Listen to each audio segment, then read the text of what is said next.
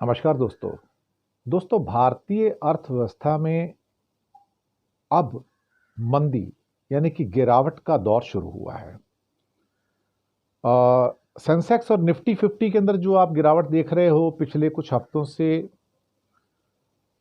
वो एक संकेत मात्र है। दरअसल बहुत सारे जो रिजल्ट्स भी आ रहे हैं इस समय, कंपनियों के जो रिजल्ट्स आए हैं, वो रिजल्ट उस कमजोरी को जाहिर कर रहे हैं जो उनके ग्रोथ के अंदर या ग्रोथ रेट हो सकती थी या उनकी जो प्रॉफिटेबिलिटी है, दोनों के अंदर तीखी गिरावट है। इसमें कंपनी के जो कलेक्शंस हैं उसमें गिरावट है, साथ ही कंपनियों के जो खास तौर से जो वॉल्यूम्स हैं उसमें भी गिरावट है। नई जो इन्वेस्टमेंट है वो भी नहीं हो रही है। और अब इस बात को रिजर्व बैंक और सरकार भी स्वीकार कर रही है कि अब यहां से इकॉनमी को पुश करना इतना आसान नहीं होगा। इसका सबसे बड़ा एक सबूत है कि भारत का गिरता हुआ गुड्स का एक्सपोर्ट वो गिरता चला जा रहा है। इंपोर्ट भी थोड़ा गिरा है मामूली सा, लेकिन एक्सपोर्ट काफी गिरा है। तो इस बार पिछले साल के मुकाबले जो एक्सपोर्ट की जो ग्रोथ होगी वो माइनस में होगी। यानी कि क्या हमें 1-2% की भी ग्रोथ नहीं मिलेगी? नहीं, माइनस में ग्रोथ मिलेगी आपको।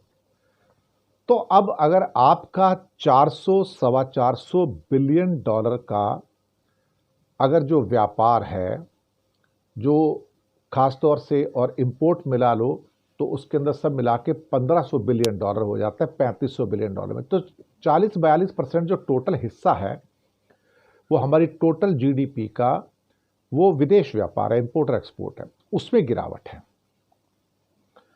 अब अगर 40-42% के हिस्से में गिरावट है तो ये गिरावट आपके जीडीपी के अंदर महसूस होगी।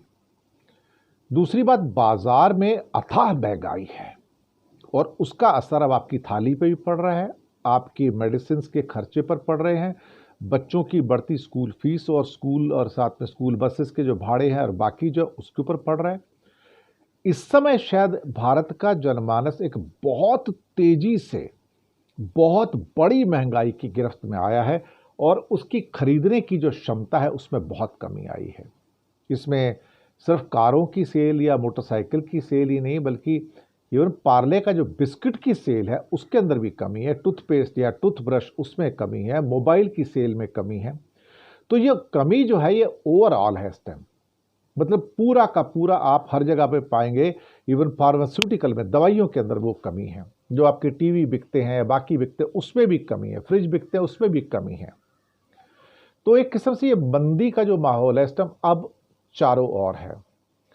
तो अर्थव्यवस्था में ये जो कमजोरी हमारे सामने नजर आ रही है, ये टूटता हुआ जो सेंसेक्स है इस टाइम 1400 पॉइंट कल भी टूट गया, और ये टूटता हुआ सेंसेक्स या निफ्टी 50 लगातार, और साथ में इसका एक और सबसे बड़ा जो कारण है रुपये का टूटना।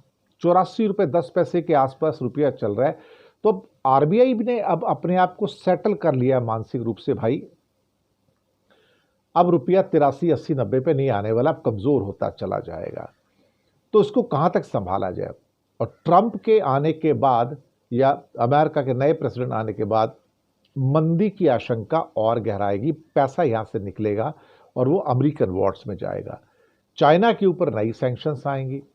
तो बहुत कुछ ऐसा हो रहा है जो शायद भारत की राजनीति और अर्थव्यवस्था के लिए शुभ संकेत नहीं है।